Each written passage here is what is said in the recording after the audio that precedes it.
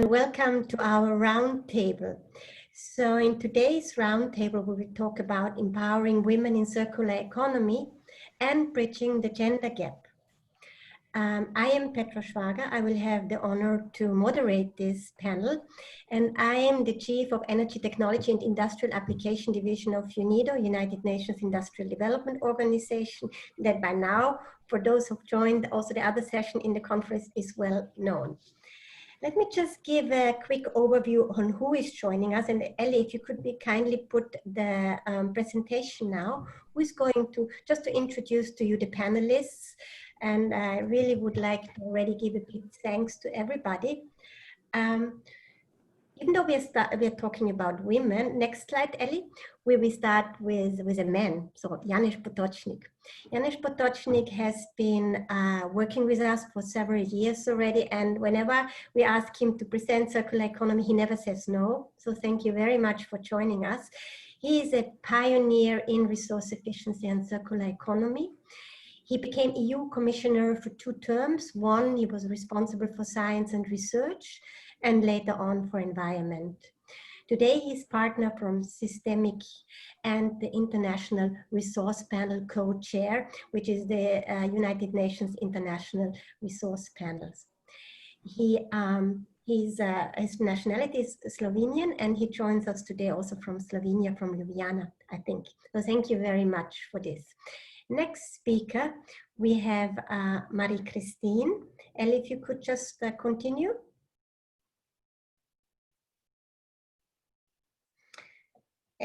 Marie-Christine is the president of the Femmes Chefs d'Entreprise Mondiale, which is one of the, or is the largest network of women entrepreneurs at the global level. She is a French foreign trade advisor and treasurer of the AST Tech Paris. She is also on the executive board of the Movement of Enterprise METEF of France. And she created EngineSoft, and very interested, she holds a diploma in hydrology. Very interested what I know from our meetings on water issues, of course. And she holds an MBA at the Business School of Nancy. Just a quick word, I had the pleasure to sign together with Marie-Christine last November in Peru our agreement on promoting women in circular economy and resource efficiency, and that was the annual conference of her association. And I really had the pleasure to listen to her introductory speech where circular economy was very prominently. So we immediately also asked her to join our panel today and share her thoughts with us. Next slide, please, Ellie. Then we have as our next speaker, sometimes it's Mrs. Dorothy Arns. Unfortunately, Dorothy, we never met in person because of COVID-19, but from the first minute when we had a telephone talk, we felt that we are on the same line. She's Director General of the European Association of Chemical Distributors, has a long-standing career in the chemical industry, which is not always so easy for women. As you might imagine, she worked in various areas of PSF, in marketing, sales, e-business and controlling. Then since between 2013 and 2019, she was Executive Director of Petrochemicals Europe, and beforehand as Director General of the European Solvents Industry Group. She holds a Master in Business Administration and Applied Languages and Linguistics.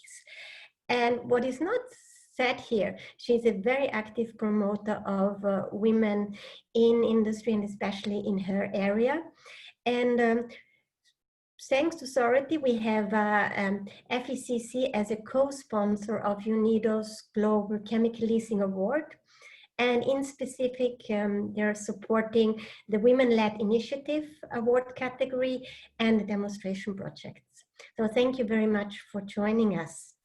Let's come to the next speaker, please, Ellie. Anna Maria Österreich. She is a sustainable chemical management expert, joining us today from Rio, from this very beautiful city of Rio. I had the pleasure to meet her several years ago and also work together with her on a number of cleaner production projects. She has a very long-standing experience all over Latin America in different countries covering environmental assessment on pollution prevention, mitigation, environment policies. She worked for different international organizations, World Bank, Inter-American Development Bank, and last but not least with us in UNIDO, chemical leasing. And I think she will talk a little bit more about this innovative business model and her experience there. She was also very actively involved in building up the National Cleaner Production Center in Ecuador, worked in Mexico, and also cooperated with the Green Chemistry Center in Rio of Senai. Senai is an institution, a very powerful institution that works directly with the industry association and actually training people that later work in industry. Anna always has impressed me with her enthusiasm and really her commitment to moving these concepts forward at the Latin American level, but also joining us at the global level. So thank you very much for coming in. Some of you might have noticed that the panelists changed. Unfortunately, two of our panelists got ill, and I really want to send them our best recovery regards. We will send you a recording of this panel, and of course we look forward to receive your articles and publish them online. So we are with you, we have you with you, and thank you for bringing forward these important issues of women, circular economy, and resource efficiency. So without further ado, I would like to invite now Janusz to start our panel with a first presentation on circular economy. Just for the audience, please put yourself on mute and feel free to share your questions online. We will do our best to address this. And yeah, let's get started. Thank you very much. Janusz, the floor is yours. Thank you, Anna. Just a second. I think I have to.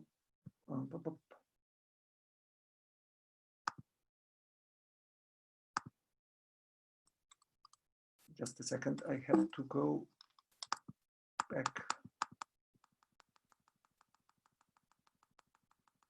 I was not at the beginning of the presentation, which is a mistake, but we will be soon there.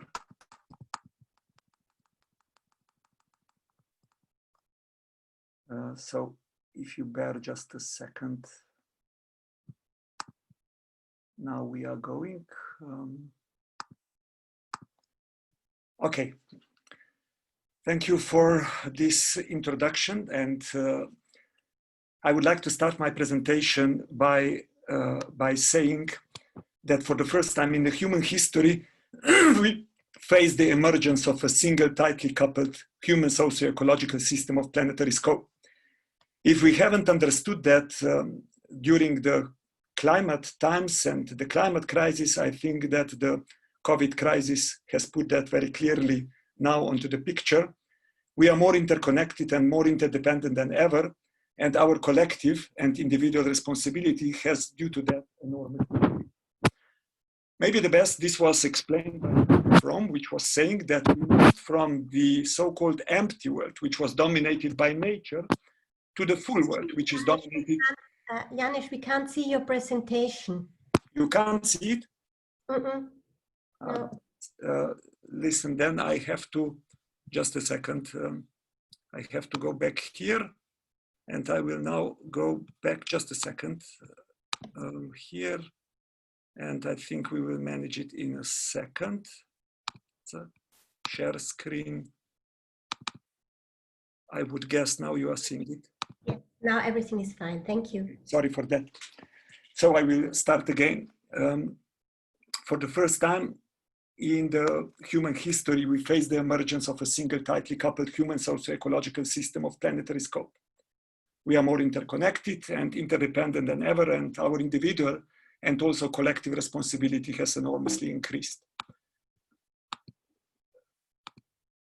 The Club of Rome has explained it in a way that we moved from so-called empty world to the full world. In the empty world, it was the labor and infrastructure which were the limiting factors of the human well-being.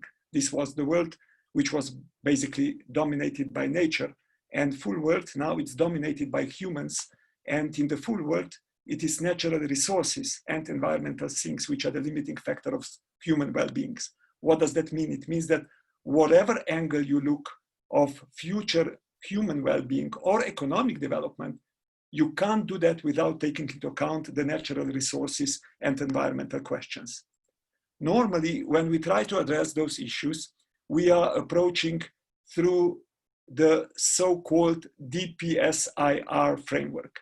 D stands for drivers, P stands for pressures, S for state, I for impact, and R for response.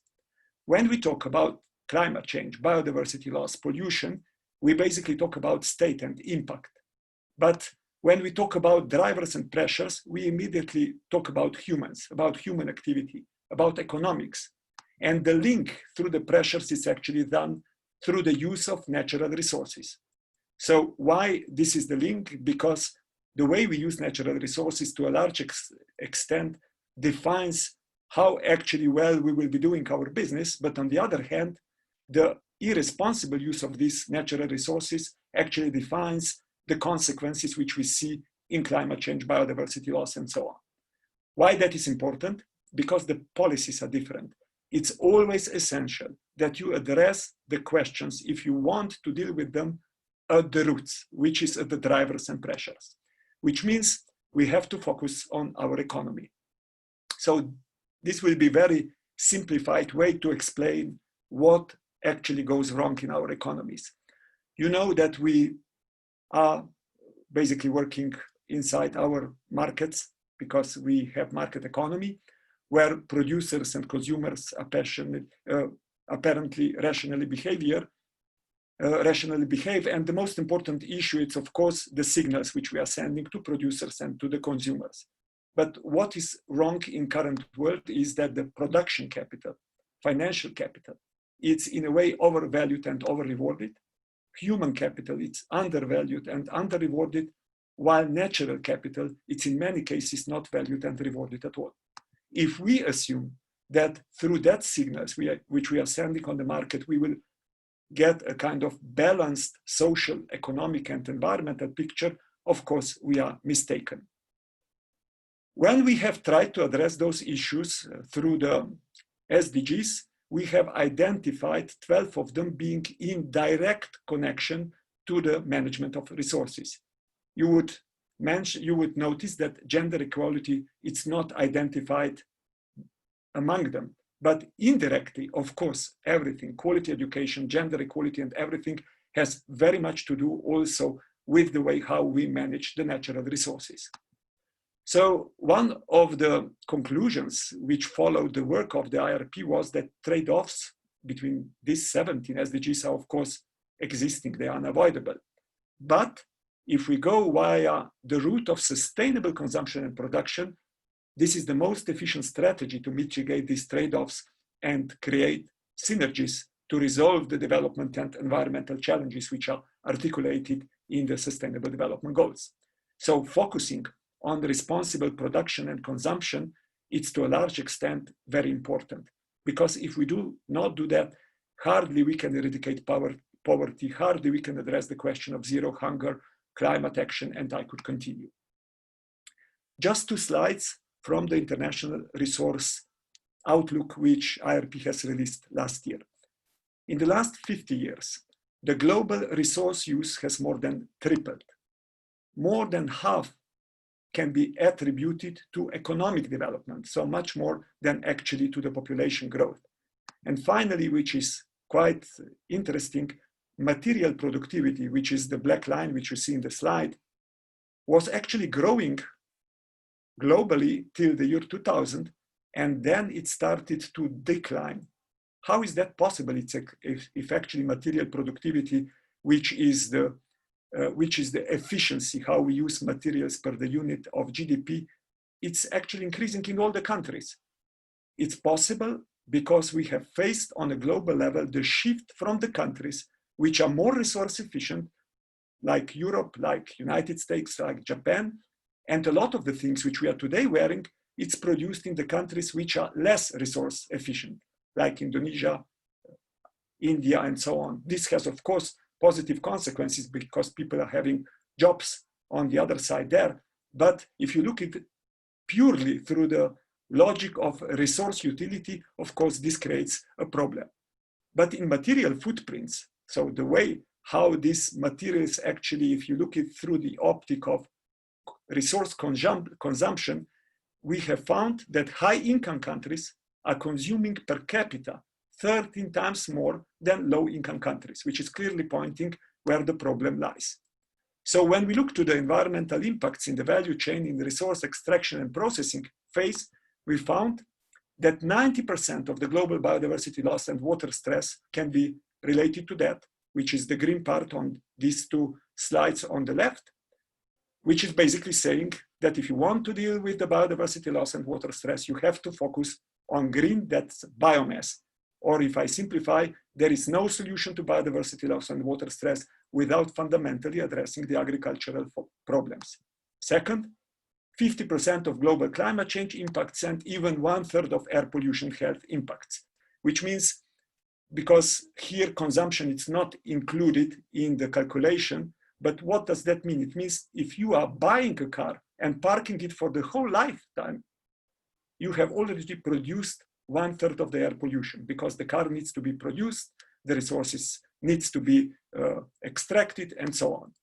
So this is leading me to decoupling, which is the mantra which we try to basically develop, which is in essence saying, we have, of course, the improvement of well-being and economic growth are important, in particular in this developed part of the world.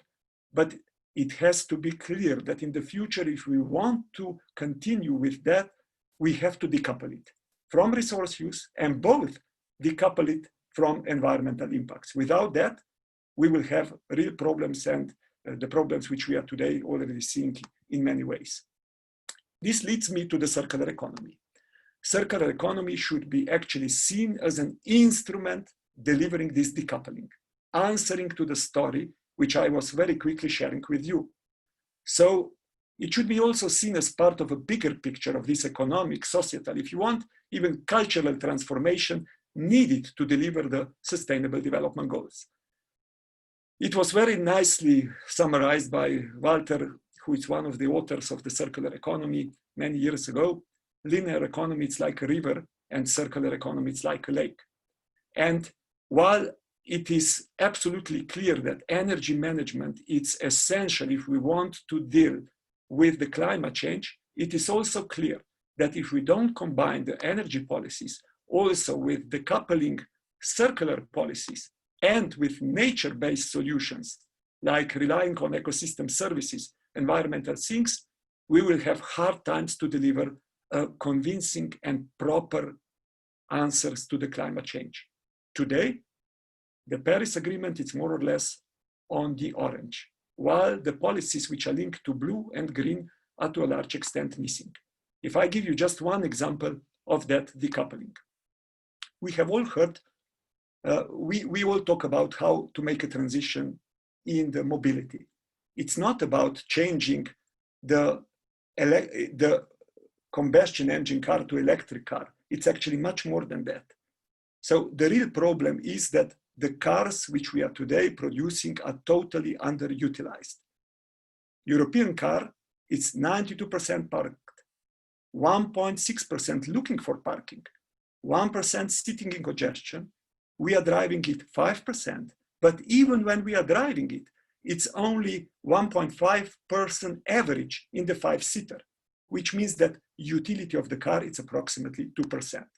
So if we would move just from owing the passenger cars to the shared mobility scenario according to material economics, we can immediately save 70% of greenhouse gases, cut the total cost of ownership for 77, and externalities and cost to society to 74. So in short, what is important is that we do understand that as consumers, we do not need cars, we need mobility. We do not need light bulbs, we need light. We do not need chairs, we need to sit. We don't need refrigerators, we need chilled and healthy food. We don't need CDs, we want to listen to the music. We don't need pesticides, we need healthy plants, which means that when we talk about circular economy, we need to think in the logic of dematerialization, rethinking ownership, and moving from efficiency to sufficiency concepts. Finally, this is putting me into the story which we are addressing and rightly needs a lot of attention today. This is based on OECD last report. Gender and the role of women has often been overlooked by initiatives working to deliver circularity. Work typically focuses on environmental and business aspects and less on these social, particularly for women aspects. Applying a gender lens to circularity design can leverage women to provide disruptive leadership in the circularity world, which is in many cases already happening, better understand and empower consumer practices, and empower as a workforce to improve local value chains and end-of-life management. I have scanned studies, and if you will look to that question through the consumer perspective, then the first conclusion is that women have greater decision-making power over small consumer products. Second, that women tend to be more receptive to circular behaviors, such as reuse, repair, existing use, extending use of life as an item for as long as possible. Better participation of women in the economy can result also in better consumption behaviors and so on. Women place greater weighting on sustainable and ecological products and are more likely to pay a small premium for this. They are also greater consumers of energy efficient and public transport. While one of the problems which these studies foresee is with the greater digitalization entering circularity, women might be less empowered to that, and particularly in Africa, than men. So the key message would be women play a critical role in driving household consumer choices. Putting policies targeting education campaigns for women can increase their power as conscious consumers, demanding a circular economy shift for sustainability and health. They can be an essential industry and policy focus group to design circular system transformations that work for people and for consumers.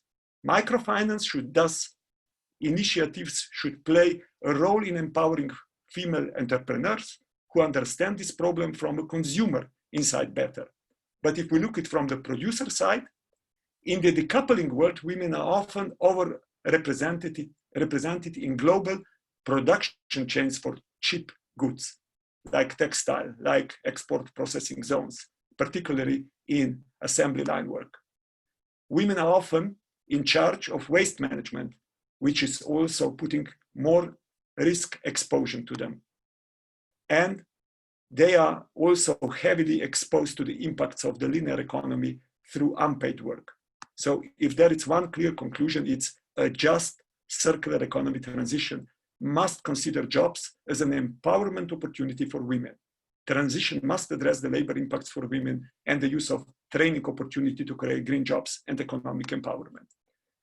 Finally, on the basic COVID lessons, ladies and gentlemen, some are saying that the world after COVID-19 will never be the same again. I'm afraid it will be the same again, but hopefully we will better understand it. Very likely the frequency and severity of health-related outbreaks, climate-related extreme weather events will increase. So we need to rethink the way we are managing the risks as individuals, collectively, as private companies, as public policymakers, locally and globally, strengthen resilience and preparedness. Circular economy certainly provides convincing answers also to that questions. Also, when we talk about reconsidering globalization, because of a lot of new jobs opportunities which are linked to that are actually very much local. And finally, sustainability and recovery efforts call for an intergenerational solidarity and agreement for empowering women and require a new approach to governance in particular on the global level. Circular economy is certainly not a new concept. It's the oldest concept on the earth. Nature, it's a kind of bioeconomy organized on the principles of circular economy. Nothing is lost, everything has its purpose. So it makes sense to embrace it and finally behave accordingly. Essentially, there is only one question which we collectively have to answer. Do we agree that we humans are part of nature too? If we agree with that, let's behave like that.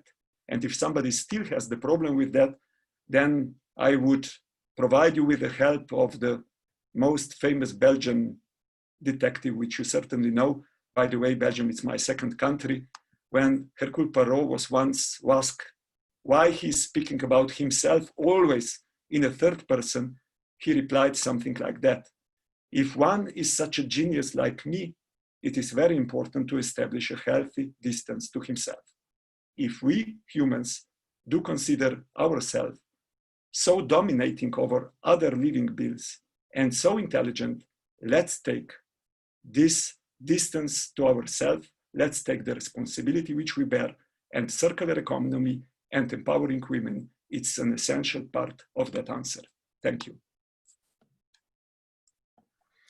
Thank you so much, Janusz, for this excellent presentation, introduction to circular economy, and especially for highlighting the role of women in bringing this concept forward, and also outlining that maybe the awareness on both genders should be a bit more equal, that we can bring forward a concept that is moving from efficiency to sufficiency. I very much like this, this comparison. So thank you very much. Big pleasure having you here. I just saw that there are some new participants. Just a quick word. We are discussing here the empowerment of women in circular economy. If you have questions, please put them into the chat. We will address them at the end of our session. We will continue now with Marie-Christine Ogli. Marie-Christine Ogli is the president of Femmes Chefs d'Entreprise, the biggest global network for women entrepreneurs. And as I said before, we are very proud of having signed an agreement with them, UNIDO, to bring forward women and to support women in resource efficiency and circular economy. Marie-Christine, the floor is yours, and we look forward to your work. Thank you very much.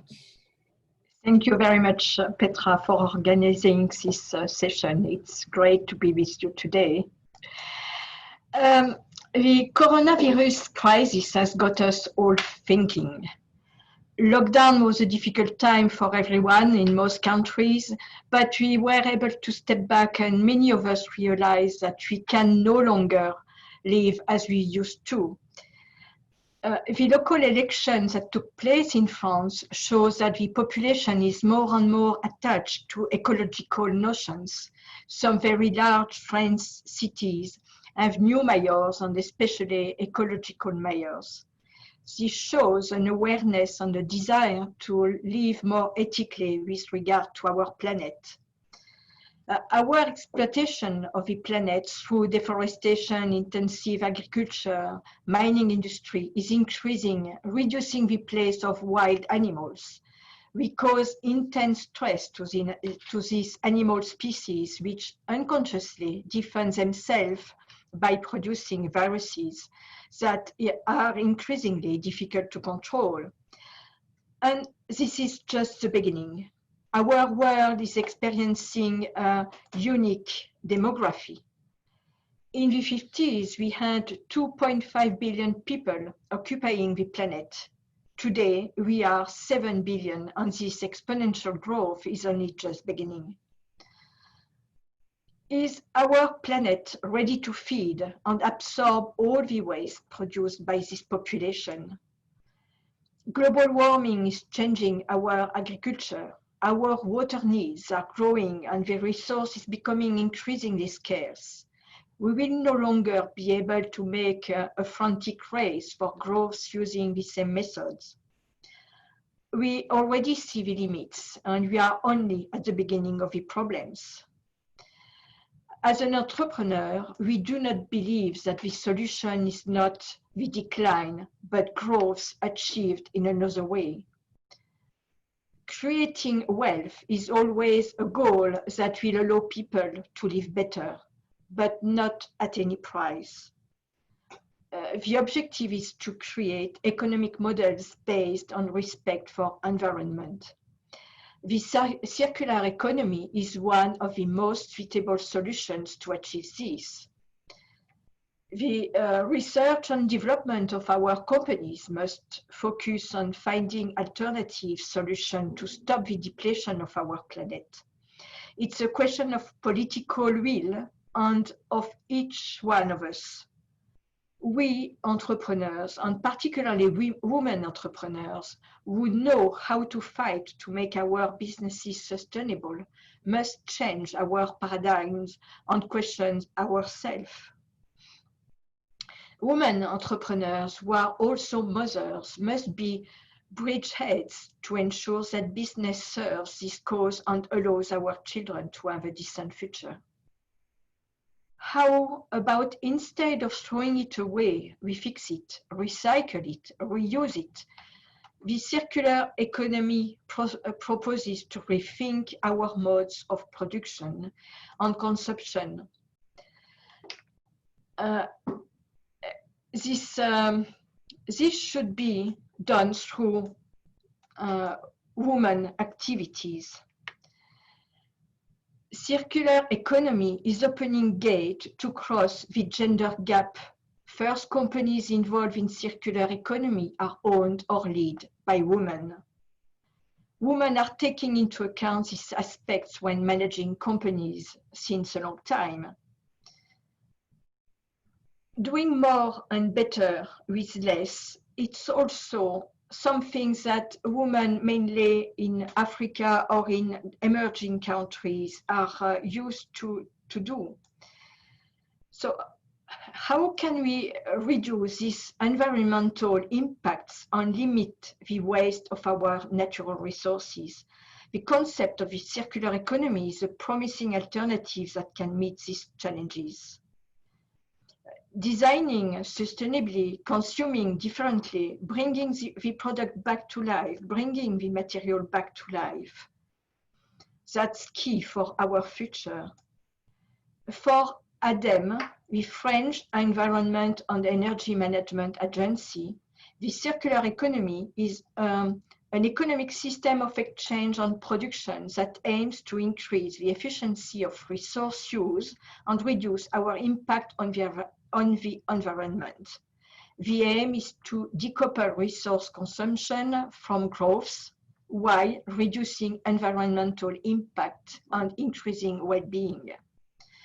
The circular economy encompasses a very large number of sectors of activity and can be broken down into complementary production and consumption logics, which, when combined, make sense and are mutually reinforcing. Sustainable procurement, eco-design, industrial and territorial ecology, economy of functionality, responsible consumption, extending the duration of use by resorting to reuse, repair and reuse, recycling. In France, since 2015, the concept of circular economy has been formalized in the Law of Energy Transition for Green Growth, under Title IV, fighting waste and promoting the circular economy from product design to recycling. I would like to give an example. Construction is a sensitive sector. 50% of the raw materials consumed are used for construction. After water, concrete is the most consumed material in the world. To produce a reinforced concrete, an energy of 1.85 million kilowatts per cubic meter must be used. Alternatives exist. One example is wood construction, which makes it possible to use natural material that can be replanted and managed in a sustainable way that respect fauna, flora, and soil. Renovation are managed by demolishing buildings components that are now treated as waste. Demolition companies are the source of many uncontrolled landfills around the world. But solution already exists to use raw building materials from recycling. Many demolished building elements could be recycled, such as joinery and old wood, kitchen, mosaic floor, cardboards, carpets, concrete itself, glass and plastic. Highly profitable models can emerge from this activity. These activities can also be organized in a short and job-creating circuit. 80% of the materials could be recycled. A whole value chain can be created involving architects, developers, construction companies, and consumers. Everything has to be rethought. Artificial intelligence is also at the service of these changes. The building example is applicable to all sectors of activity. It's not declining. There are already models that work in Chicago, in Belgium, in Spain, and many countries. They need to be developed. We only need to change our outlook. New expectation in terms of sovereignty, consumption of raw materials, and a more intelligent social model invite us to rethink an ecological and responsible industrial model. A model that can meet the requirement of sustainable development while ensuring sufficient growth for the well-being of populations. The circular economy movement participates fully. It's not a refoundation, because the word is often used excessively, at least an evolution throughout the world of our models, towards a better consideration of a more harmonious development and more respectful of the major balances. Let us rely on what has demonstrated its effectiveness and relevance in our processes to propose other ways of producing and consuming that meet new expectations. As such, it must take in France full advantage of the 15 billion euros that will be allocated in the recovery plan to ecological transition in all its form, which has been announced by our president for after COVID.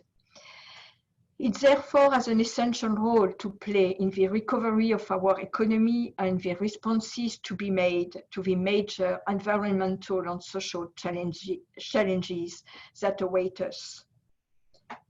Because everywhere in the world, and this is where my view as World President of Women Entrepreneurs comes into play, it is a factor in the development of territories through the creation of local jobs that cannot be relocated, but also in the emancipation of women. These examples are all sources of inspiration. Circular economy thus draws on values that are often reaffirmed in Africa. Sharing, trust, symbolic economy. These values are upheld by many forms of informal organization in social life or the economy, such as tontines, which provide microfinancing for projects run by women.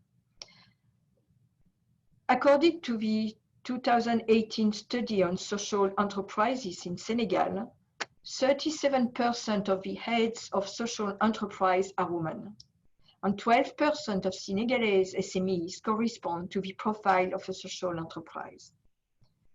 Cooperatives are one of the most common expressions of social and solidarity economy in Senegal.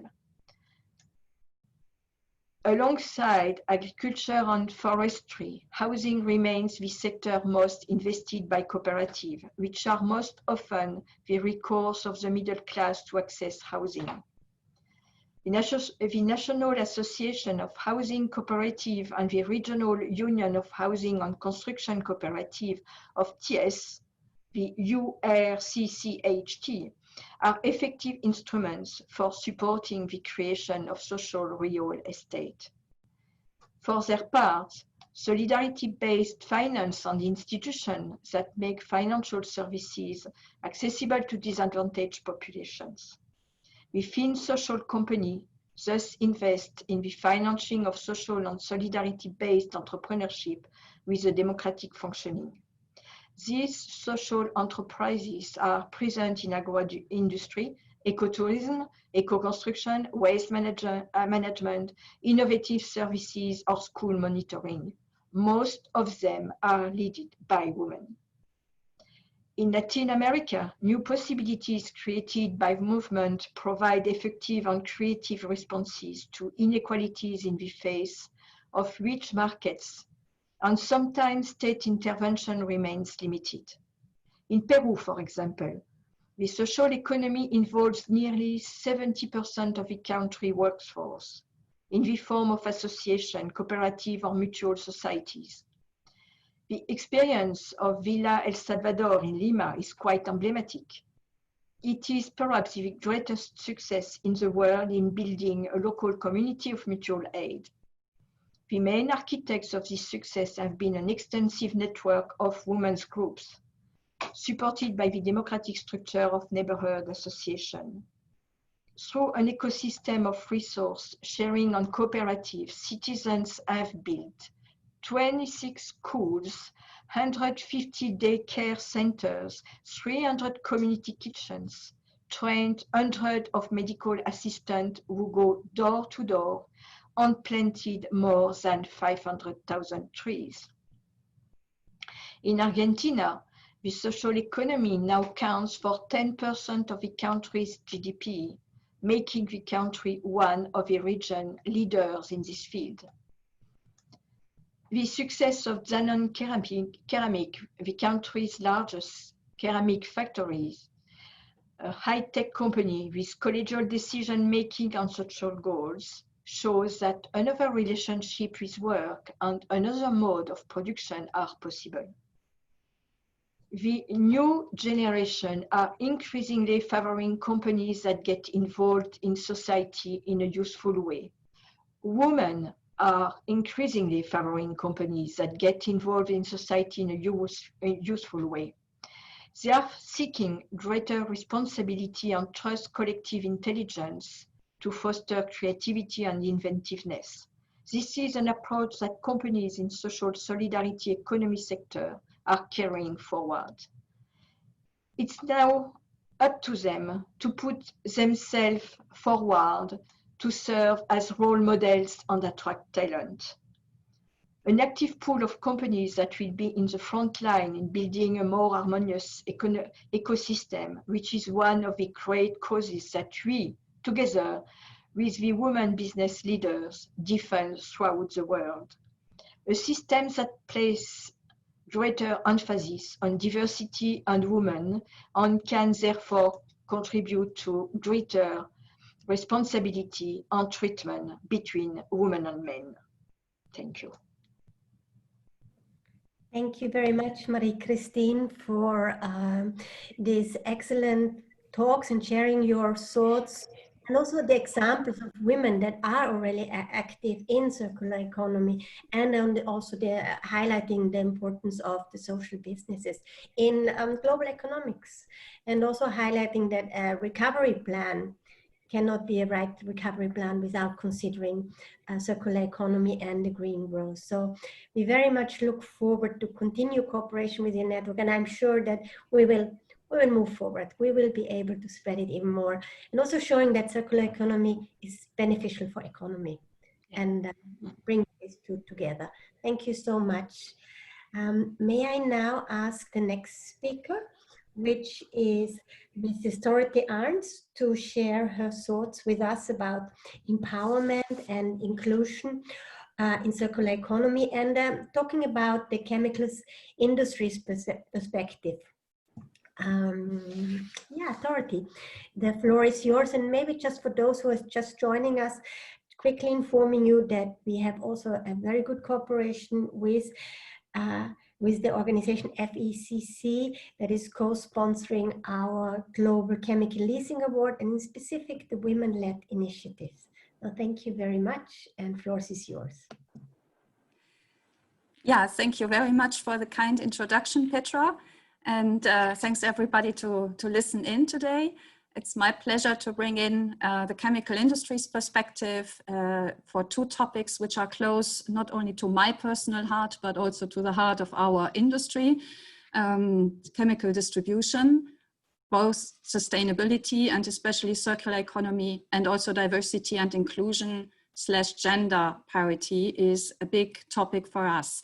And we are absolutely happy and proud and honored that we have the possibility to also sponsor the two Global Chemical Leasing Awards next year, and enjoy a very good cooperation with UNIDO.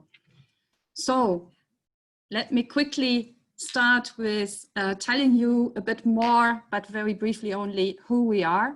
So FECC, the Association of Chemical Distributors, represents 1,600 roundabout distribution companies, many of which are family-owned businesses, which means that really literally the whole family, not only men, but also the women, the kids, the grandkids in many cases work together with, of course, their teams.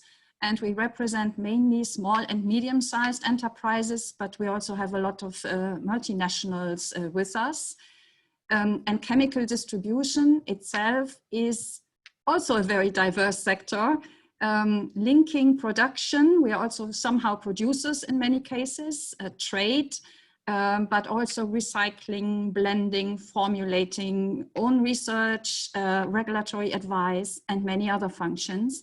So our sector is, so to say, a living commitment to diversity.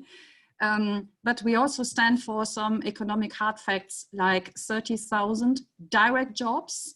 Of course, if you count the many indirect jobs, like the people who then use our products, cater our people, repair the plants, whatever, then it's much more. So it's maybe 3 to 4 times as many people employed around us as well, linking into what we are doing. And our jobs are no dumping jobs. They are highly qualified jobs with lifelong training, with high retention times as well. We create round about 28 billion euro of annual sales. So that's also something noteworthy. And we cover all sectors of chemicals anyhow, ranging from petrochemicals, polymers, plastics, up to pharmaceuticals, cosmetics, life sciences as such, food and feed. So agriculture, we're actually everywhere. And we also serve every size of companies, from little startups up to, again, big multinationals. And we are in midst of all the chemical value chains. So that is very diverse in itself as landscape, I would say. And this might explain also why this topic is very close to our heart. This actually, I have already mentioned the different functions that we do. So also there you see the big broads and the big scope of our activities. So for us, this topic is a very personal one and a very important one. And when we come to chemicals, and Janus has put that also already very eloquently into perspective. So we have big challenges ahead. What we know now, minimum 9 billion people will live on Earth by 2050. And as Janus said right at the start, we would need at the moment 3 times the resources of our planet to give everybody a good life on this planet. Because of course 9 billion people is a huge increase, which means how can we guarantee the food and also fresh water supply for everyone? What can we do in terms of agriculture, of plant science to really feed such a big community? Of course, all those people also need access to energy, not only for communication, but for many other services as well. All those people would need to be accommodated. So, and Marie has already mentioned it as well, construction and housing becomes more and more important. What is the housing and the construction of the future looking like? And of course, mobility and communication, and we have seen that especially over the last 3 months, is a huge issue. And for all this, chemicals are important. Chemicals can clean water. Chemicals are, of course, also in fertilizers to grow plants. It is by, for example, all smartphones like this one, all glass fiber cables connecting us these days, even more than ever before, are just some examples on where chemicals are. And in many cases, people don't even realize it. Because sometimes I hear, especially from young people, oh, chemicals, we don't need chemicals. We are happy with our smartphone and we love Google and we love Apple, but we don't love chemistry. Most of them don't realize that the smartphone is 90% chemicals. Yeah? So it is useful and it's beneficial, and that is something that also needs to be put into perspective. So, but what is clear is that the current way of living and exploiting our surrounding and the environment cannot continue as it was. And this has been translated for Europe into the European Green Deal, which is a game changer for all industries, but also for society as such, because it will impact all the aspects of our life and how we do business with each other, how we deal with our environment, the products we use. And I will not go into detail here because I think some of you will also have seen this, especially if you're based in Europe, then I think you have seen that somewhere in the media. Worthwhile noting is that it shows already that every aspect of life will be touched with the way we deal. It is not only transport, it is agriculture, it is the way we use products, and it's not only plastics, by the way, it's also papers. So, for example, plastics, which have been really bashed in the media and in the public opinion, the material itself is absolutely useful. Yeah, if you are in climate zones where you actually can only wrap things up, food up in plastics, otherwise it will be lost in a couple of days or hours sometimes even, then there you see the value of plastics, for example. So plastics itself is a useful material. Just the way we use it, that we use it only once and then throw it away, and sometimes not even, or in many cases, not even in collective systems where it can be recycled and reused. This is the issue. And this affects, of course, all of us, but it's not only a plastics issue, it's also paper, it's the way we deal with plants and so on. So our way of dealing with our resources, use it once, throw it away, this is the model which is definitely out. So reuse and repair and rework it, that's the order of the day. And of course, it's also about how we transport things. So it has a lot of facets which would actually deserve another conference by itself. So I will leave it here. But in any case, it will change our life. And we see it now already with COVID, that the more we push nature back, the more nature has the tendency to tell us that nature is ruling our life and not the other way around. Now, a little word on the greenhouse gas emissions and the energy intensity as two examples on the commitment of the chemical industry about the environment. So the two numbers or the two data sets refer to the time frame of 25 years from 1990 to 2015.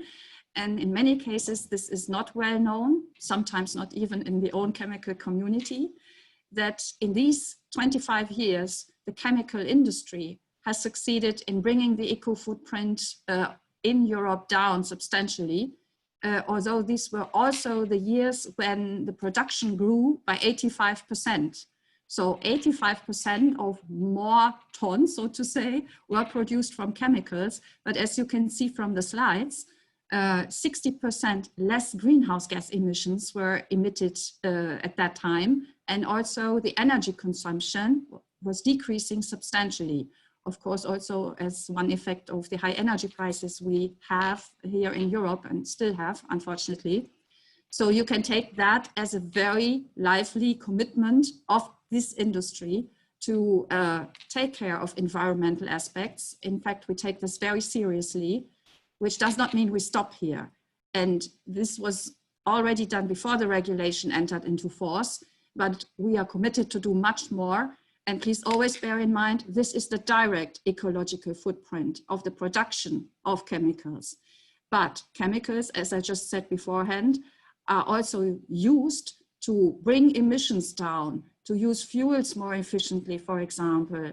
The insulation material will help you to save energy. So this is also there is an indirect effect also of every ton emitted of chemicals saves tons somewhere later down in the value chain due to new materials and new applications. Now, where does the chemical industry stand in terms of gender equality? And Petra has mentioned it in her introduction already, at least between the lines. In many cases, and especially if I go out here in Brussels and elsewhere as a female representative of the chemical industry, then these days less, but 10, 15 years ago, people were really slightly surprised to see a lady there, especially for petrochemicals, which was a bit strange at the beginning. But of course, it tells a story. It tells the story that this industry, as many other natural sciences oriented industries, are seen as male dominated. I think it has changed slightly, but can still be improved. And my female colleagues and myself, we are working day and night for it, so to say, because in fact, 55%, more than half of the university students are ladies. Also, almost 2/3 of the master's graduates, at least on average, so I know it differs from continent to continent, but on average, 60% of the master's graduates in chemistry are ladies. And even the PhD, more than 50% of the PhD levels are granted to ladies. So it's not that we don't have ladies in the community, and these ladies are extremely well qualified as well. So where do they all disappear to, you would ask? Because of course we were suffering, also that I think has improved, but still the industry is perceived as very conservative, which of course I can explain that because a chemical plant, if it's built, is supposed to stay there for 60 years or more.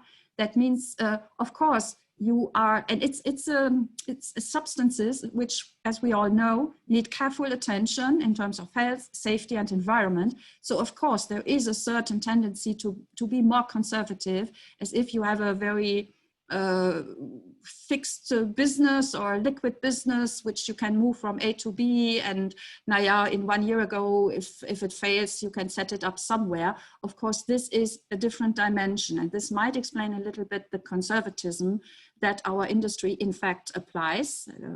I cannot tell you anything else because it's true. And of course, the company boards are still male dominated. Yes, there are meanwhile some ladies in the boards, but not only to my taste, even to my male colleagues' taste, not enough. There is an ongoing need for science, technology, and engineering and mathematics professions. So that's on the positive side. So there is a need, and there, of course, ladies can play a big role. But it's always linked to the topic, how can we attract women to more industrial and especially more technical industries?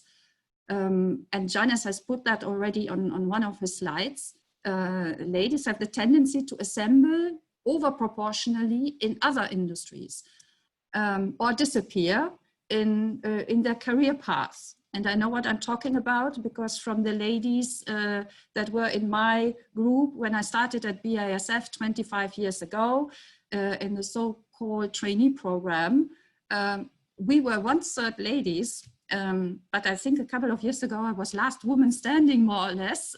All the others had disappeared for different reasons, and I'll come to that in a second. So just very quickly, I will not go into details. There is a huge pool of opportunities in STEM subjects. But we see already in an early age between boys and girls, and this is taken from an OECD study of 2017, that in the age of 15, for example, teenager age, boys and girls deviate or diverge in terms of what they see as their potential career paths. And more or less more boys think about industrial or science related engineering disciplines, ladies more on other topics like nursery, for example, social sciences. And don't get me wrong, there's nothing wrong about this, but we see a big cluster of ladies assembled in social sciences, in nurses, sometimes teaching professions, and less in industrial applications, in engineering applications. And of course, we also have the issue that, as you see in the last bullet point there, in 2014, that we see 24% of new entrants into higher education were ladies. We have, of course, a lot of cultures still where the ladies are more or less put aside a little bit. And if there is, in case of doubt, it's the boys who would go that route and put into higher education, because maybe the girl marries anyhow and doesn't need to have an own income. Which is of course a personal opinion, and also there, it's everybody's own decision. But of course, it's always better if you have your own income and if you can earn your own livelihood. You never know these days, life has become so complex, not only over the last 3 months. It's also a sort of self-protection against all upcoming challenges. And of course, there is a business case for diversity. All independent studies have clearly evaluated the aspects like turnover improvement, revenues, and so on. Even in hard economic facts, but also for the atmosphere, the working atmosphere, the spirit of cooperation, diverse teams perform much better. And if you have worked in diverse teams yourself, I'm pretty sure you will confirm this from your own experience. It is not only the quality of decision-making, because you have more diverse opinions. Of course, it's harder to deal with diverse opinions and to find the solution, which then accommodates the views of everyone. But you can be sure that the decision you arrive to at the end is much more, let's say, made bulletproof from all sides, from all argumentation lines, because it is based on a diverse landscape and potential of views. Of course, in this world where you have more and more consumers who are also in different areas, have different tastes and so on, it also gives you the broads of the consumer insights. Of course, on top, it improves the company's global image and relevance.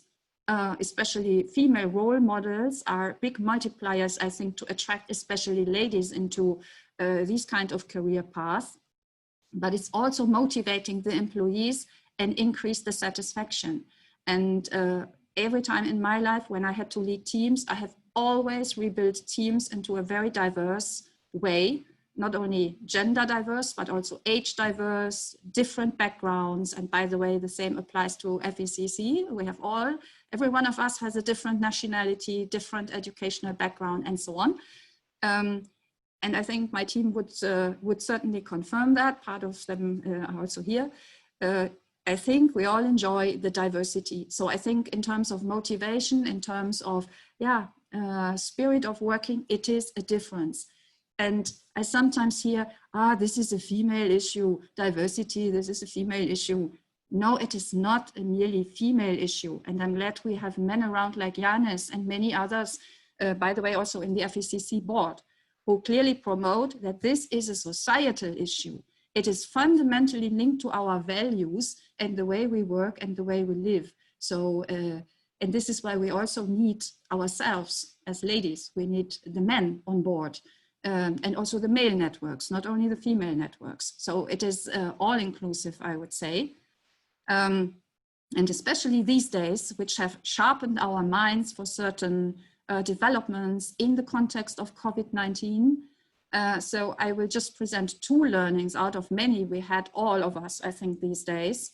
One is that if you see the statistics about job losses or jobs at risk in the times of COVID-19 and as effect of the lockdown measures, then you see that the jobs in science, technology, engineering, mathematics, the so-called STEM professions, proved to be rather crisis resilient.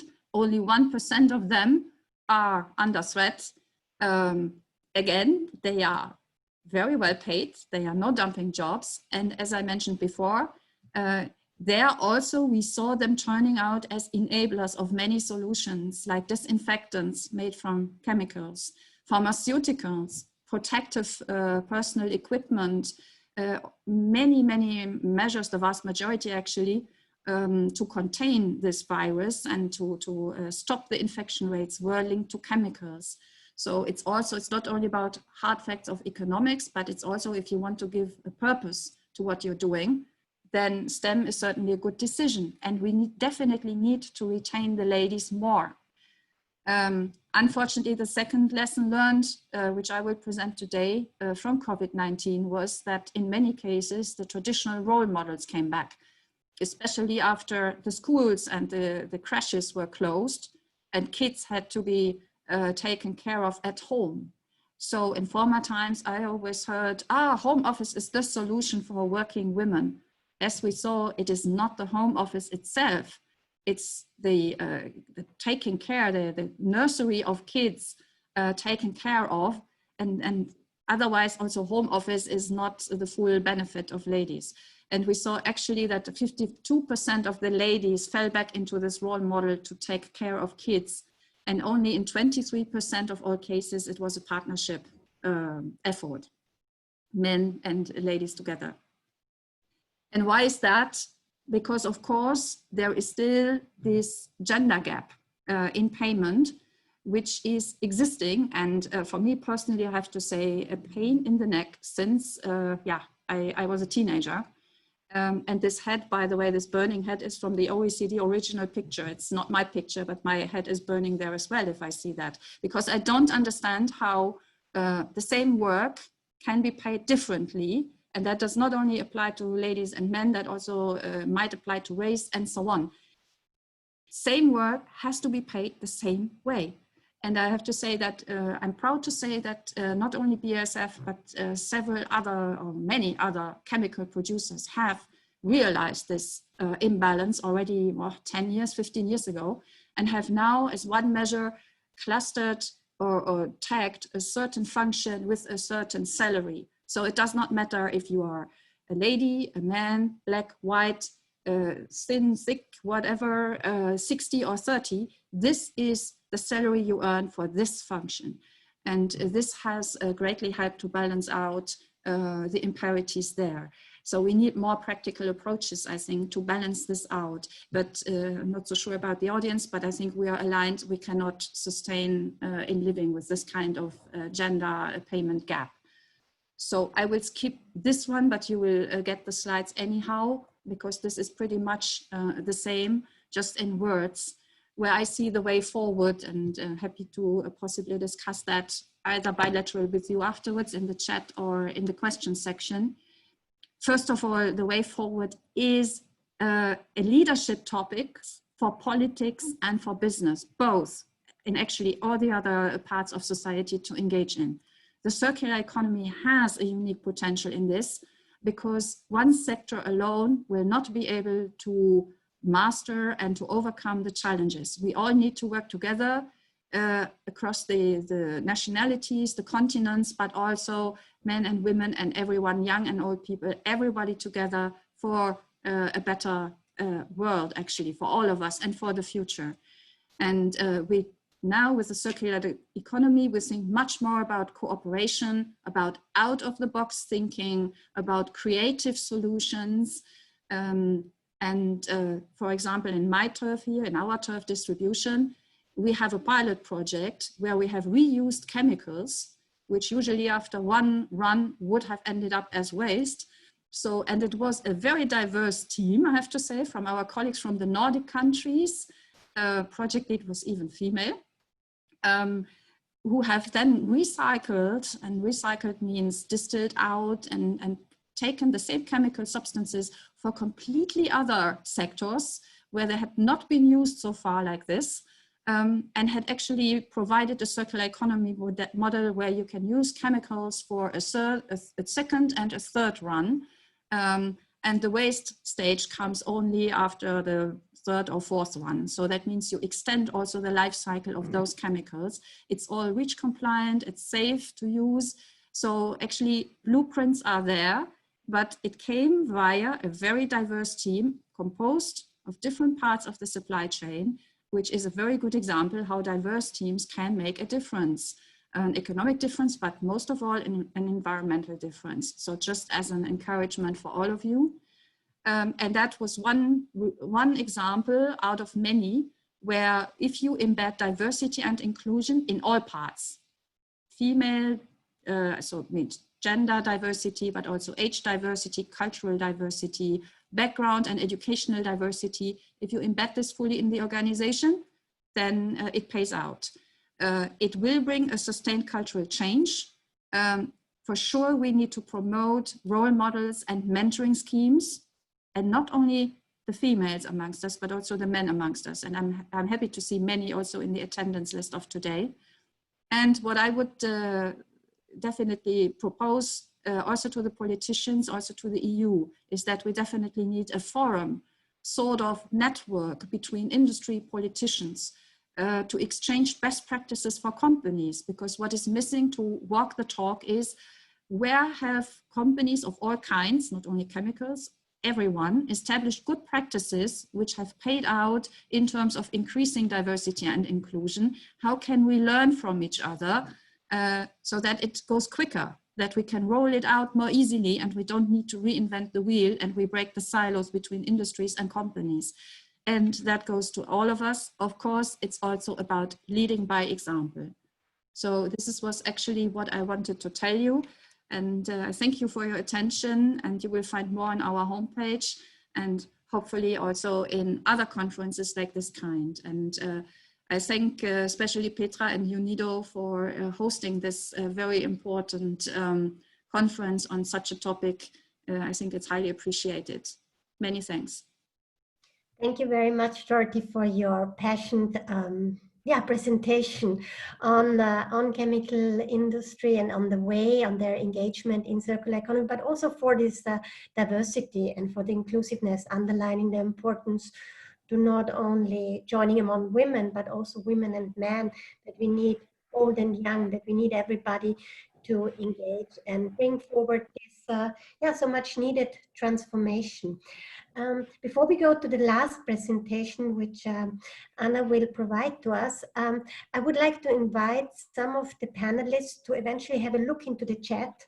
We have some interesting questions there, and maybe some of you might want to respond also in writing, because I know maybe you have to leave a bit earlier. So please go ahead and just respond already. Good, thank you very much. Then we move on to Anna Österreich. I'm very happy to have Anna here. Anna is a very experienced expert in resource efficiency and cleaner production, and moving forward innovative business models like circular economy. She's joining us, innovative performance-based business model. Anna is joining us today from Rio, and without further delay, I would like to pass on the floor to you, Anna. Thank you for being here. Thank you. I will share. Just one word, at the end of our session, we will also show you a quick video on women in innovative business models. So stay with us. Okay, thank you very much to be here. And of course, we have a wide vision, a wide panorama about the circular economy and the role of women. And so I will bring some examples, mainly from Brazil, as the role of women in circular economy, as promoting this new business model based on circular economy. You see, when we talk about circular economy, we see the topic itself, it's led by women in Brazil. When all the pioneers, when we start to talk about circular economy and other programs similar like cleaner production, pollution preventions, always women were in the top.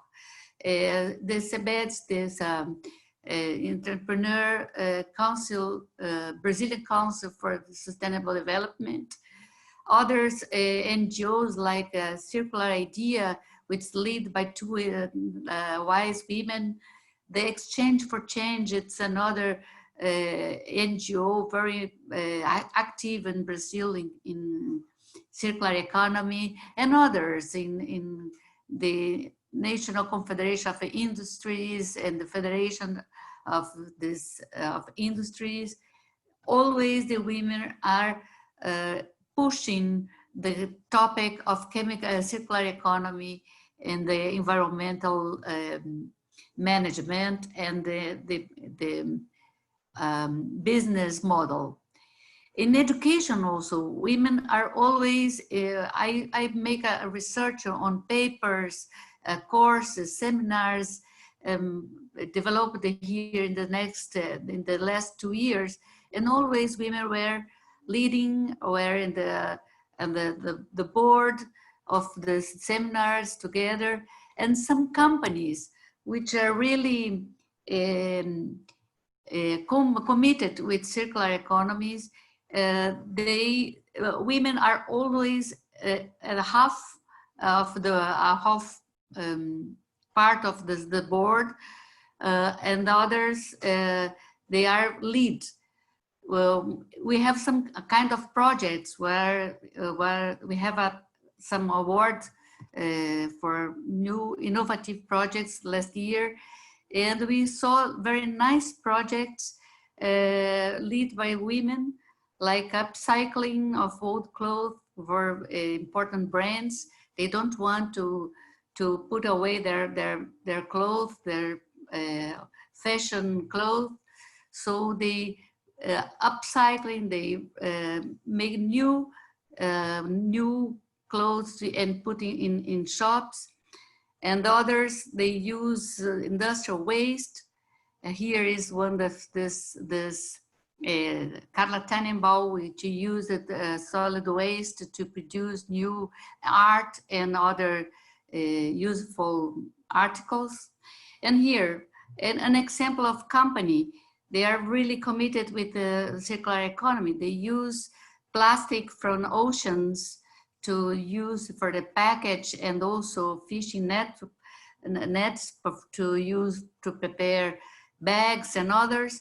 And you see the board, there are 17 people, and through them 11 are women.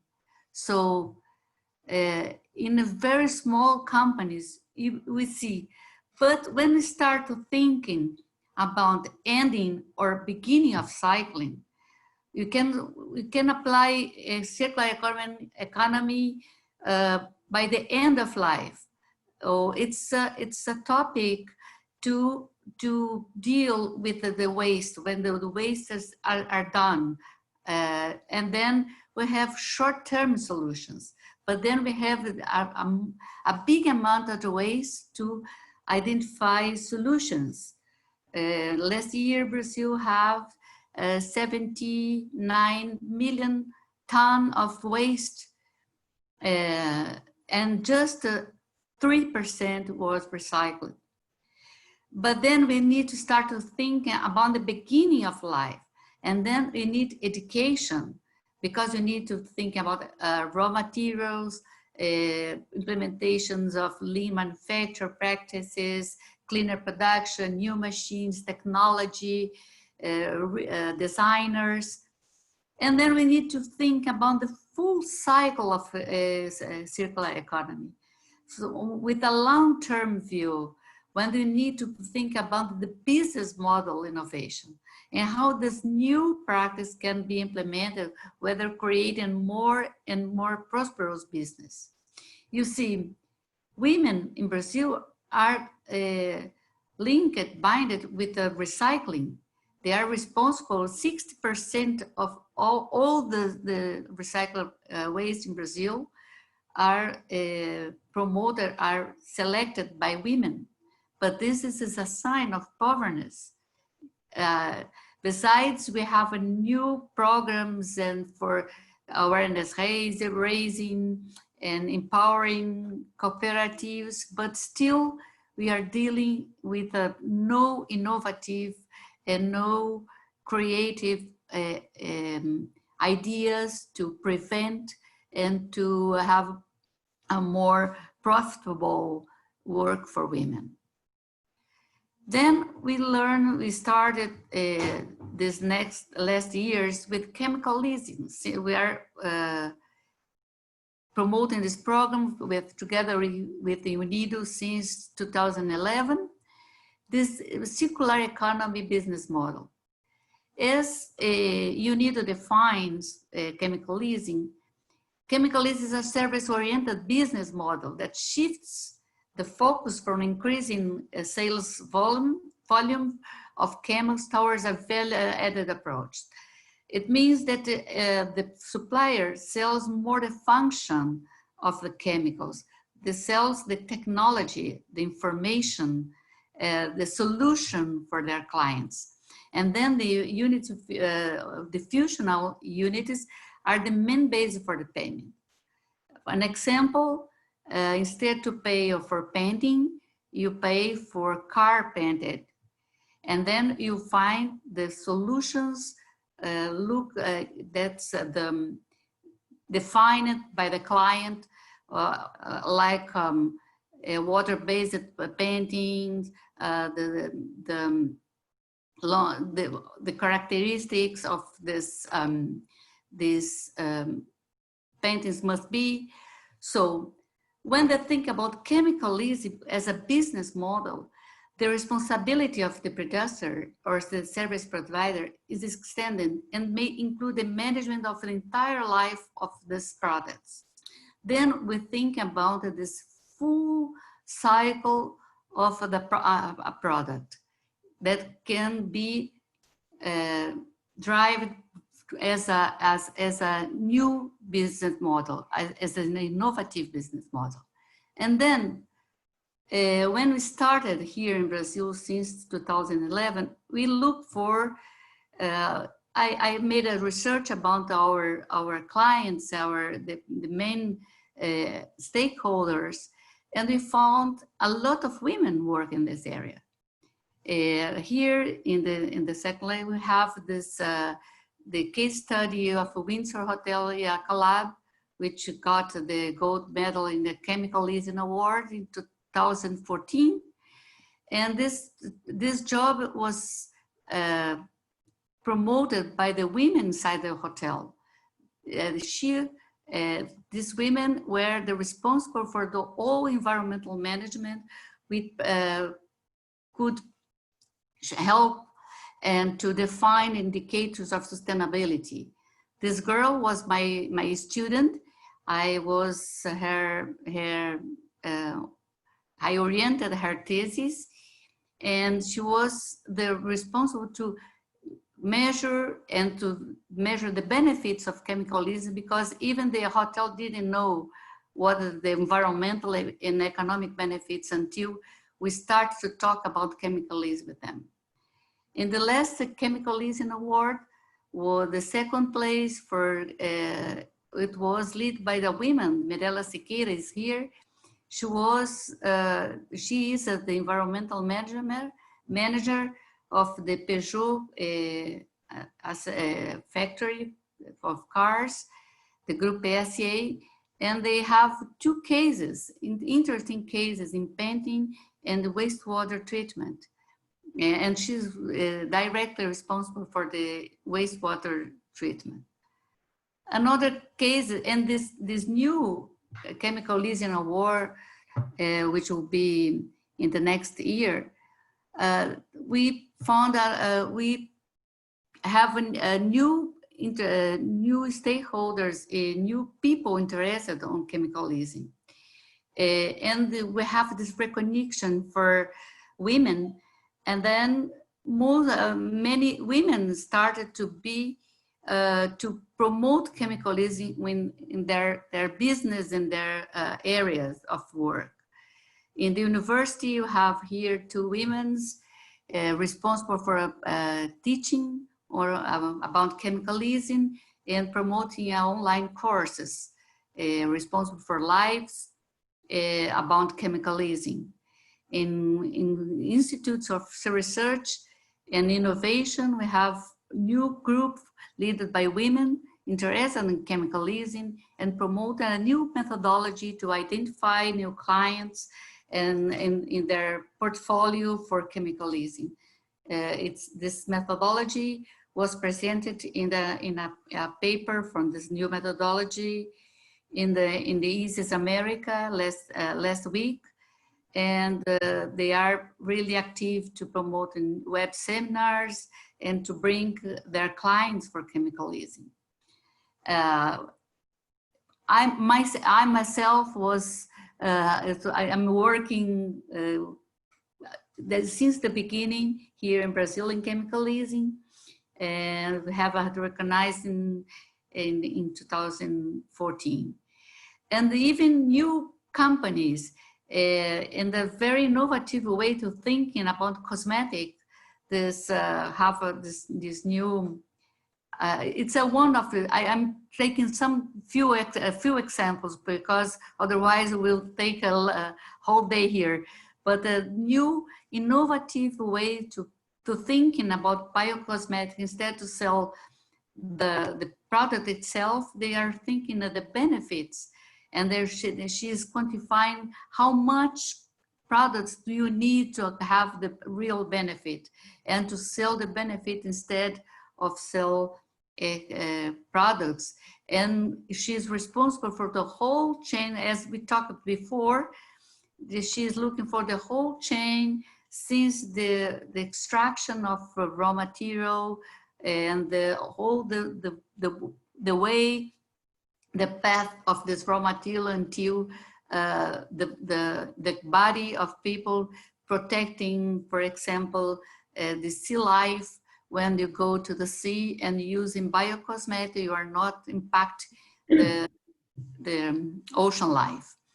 So there are some examples which are leading by women here, and in these lives we made in the last month, most of the questions came from women, and they are interested to promote in their companies, and they're looking for opportunities to identifying clients or suppliers. And then they found some kind of barriers. Most of these women are not the decision makers in companies.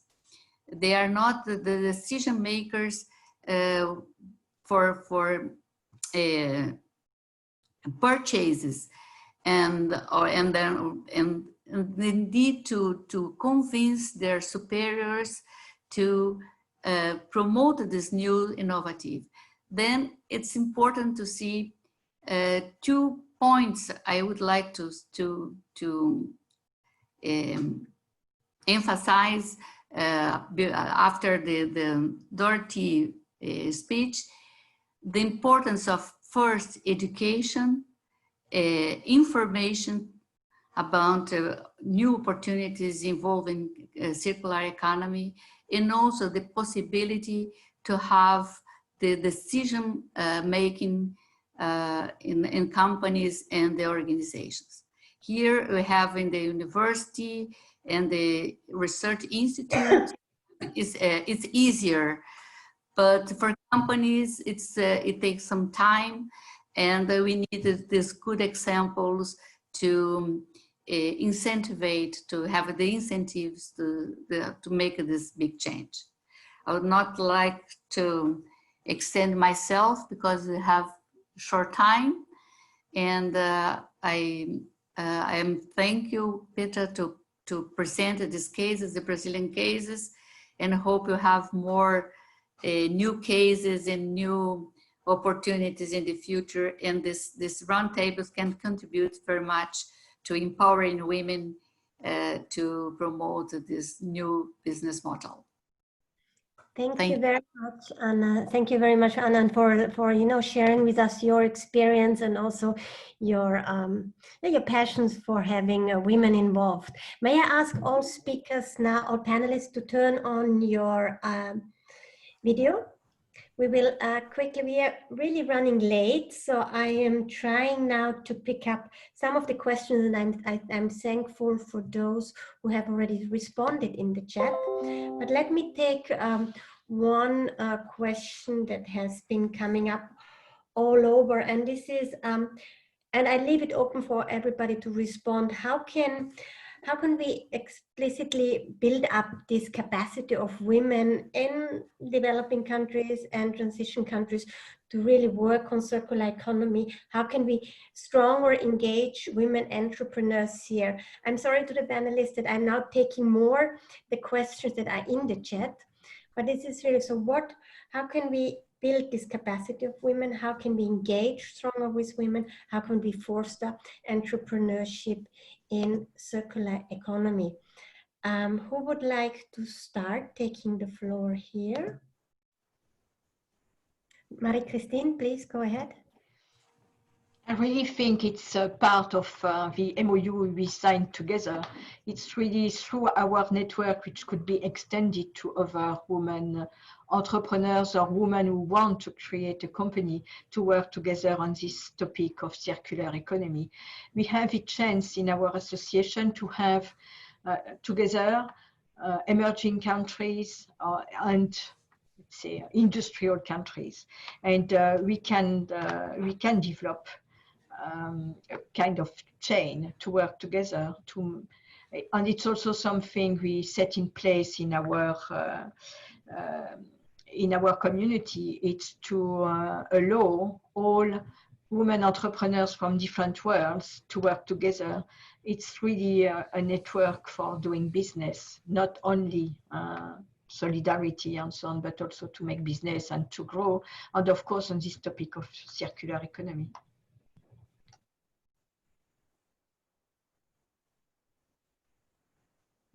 I have to unmute. Yes, please, Janusz. Yeah, I think that whatever you would address, you always have to go to the essence of the problems which are existing.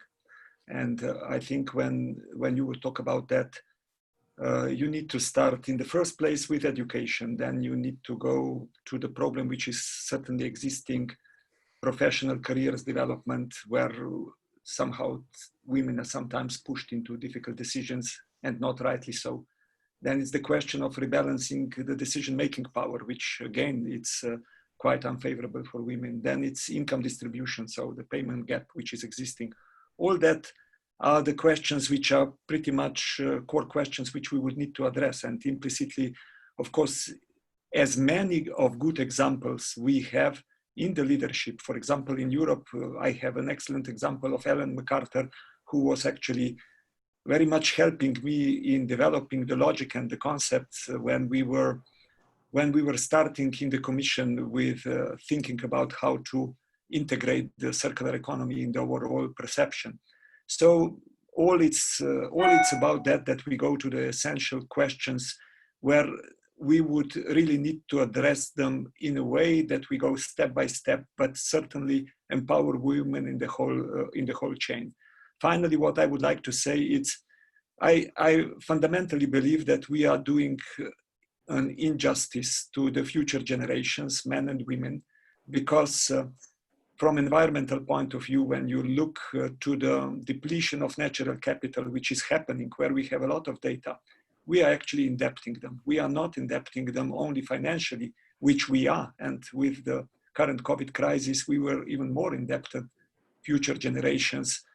And the minimum, what we have to live with them, what we have to leave them after all this indebtment in environment and also financial way, is that we provide them with a better, different world than in which we are currently living.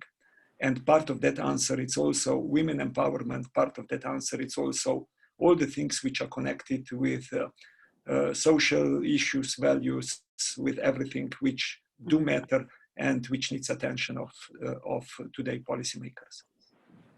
Thank you very much. Dorothy, please. Yeah, I think for the circular economy, definitely, first of all, creating the awareness about the benefits, sharing best practices also, if there are already models in place which could be beneficial and easy to roll out also for the others. start with the easy targets, the quick fixes, so to say, before you go to the high-hanging fruits. And then for women empowerment, first of all, for all the leadership structures and leaders, get aware of the unconscious bias of the glass ceilings in your organizations, which might block or demotivate female empowerment. And also for the ladies, make sure you are mentored early in your career stage, and then always be also aware that performance alone does not pay out, because usually the experience shows that ladies are promoted on the base of performance, whereas their male counterparts are promoted on the base of potential. And we as ladies sometimes neglect, we work hard as can be, but we neglect, we work and our male colleagues network. And if somebody has a position to, let's say, to fill, it's usually not only the performance, but it's also maybe a network where you have a good standing, which then makes the difference. So it's also about us to change our approach to use more networks, and again, male and female networks. And it's for our male bosses and so on to get aware of where are clone effects, where we fall back on the same kind of patterns, maybe a replication of what is already in the organization. Whereas especially for the circular economy, we would now need to think what is not yet in the organization and get that know-how and creativity on board. Yeah, thank you very much. I think we have 10 minutes left, and I think we should address this question: what is affecting, how is COVID-19 affecting women businesses, and can circular economy help to respond to this industrial disruption associated with the COVID-19 crisis? Maybe I can just ask you, how do you see this? How can we make our businesses more resilient, and how can we also help women, especially women entrepreneurs, to overcome this? Difficult question, I know. Something I said during my talk, if we take the example of France and the 15 billion which will be released for green transition and so on, we have also a president who is pushing for gender equality, and it's the best opportunity to push women in that field and to have women starting business in this area. When we look at our own business or a way to do business, we usually really take care about waste. We take care about having green comportment. So it's something which can be developed, and it can be opportunities to set up new business, because it will be new activities, it will be new industries where women can find their place. And it will be certainly much more open, at least in Europe, to open the door for women. Thank you, Janusz, and then Dorothy. Very quickly, unfortunately, I will have then to leave the call because they are already on the line there. But two things I would like to say, Petra.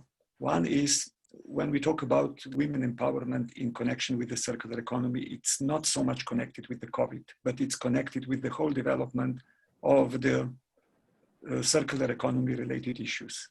In the first place, in the first years, we were more focusing on how to convince people broadly that this makes sense, how to convince them that this is really a good way to go. And it was not an easy question.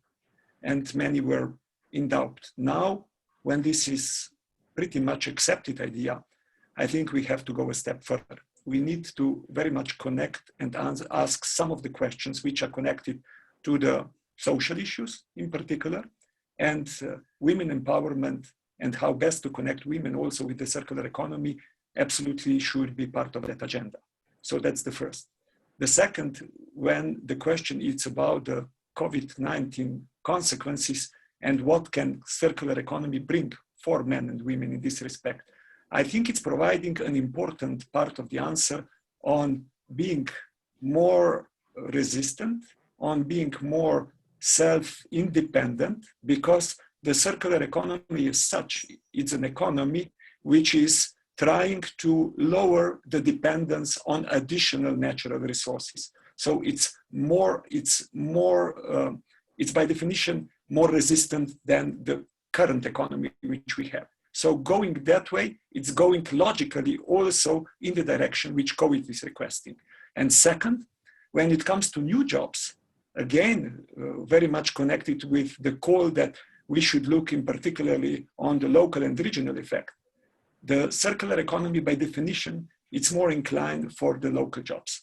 So because these are the types of activities which are linked to that. So for me, it is a kind of consistent answer also on the calls which are coming from the post-COVID period. And I have said a few times that for me, post-COVID and European Green Deal, which is actually in Europe symbolizing this activity going in the direction of the circular economy, are two sides of the same coin. Thank you very much. Thank you, Torti. Yeah, actually, couldn't be more with Yannis. What is common to both COVID-19 and also Green Deal / circular economy is that it is a game changer of the way we are doing things at the moment. Yeah, reflection on what would we need to change, a disruptive element, so to say. So for COVID-19 specifically and female entrepreneurs, first of all, I would say use the power of digital tools as not the only solution, but one solution, and to increase your outreach, and don't leave it to the next pandemic or whatever to think of this aspect. Secondly, analyze thoroughly what is the difference now, what might be the challenge for the future. So plan ahead and see where's the gap where you with your business could step in and make a difference. And sustainable solutions is definitely the topic, not only for now, but also for the future. And as was said before, also for future generations. Thank you very much. Thank you. I think we will have to conclude now because we are running late for the conclusion of the conference. Feel free to have maybe one sentence from each of you just to close up, and a very short statement what we could take along and what we could maybe also in other international organizations could take up in their work. Dorothy, why don't you start? You just finished and then we can. That's tough. Okay, so yeah, what do we need to change and where can we make a difference? And that applies to both topics. It is now the time to walk the talk in both, in diversity, inclusion, gender balance, and also in circular economy. Where do we have examples we can already build on? How can we roll out existing examples to learn from each other? And how can we use the power of the networks to fix, first of all, the low-hanging fruits before we go to the deep challenges, because that will take more time and maybe also technological innovation, because that's also closely linked. We think of marine litter, for example, or plastic decomposition. Thank you very much. Janusz, maybe, because I know you have to leave. Thank you. First of all, I would like to say that it's a real pleasure that I was able to participate on this important debate. I would give the same message for men and women who are trying to promote the circular economy. Don't wait for the leadership, be the leaders in whatever area you are, whatever you are doing, because with your participation, with your energy, we can make it, but we need a critical mass. Thank you very much. Marie-Christine, Anna? Marie-Christine maybe, then Anna? Crisis, it's crisis, but it's also an opportunity, and it should be an opportunity for women.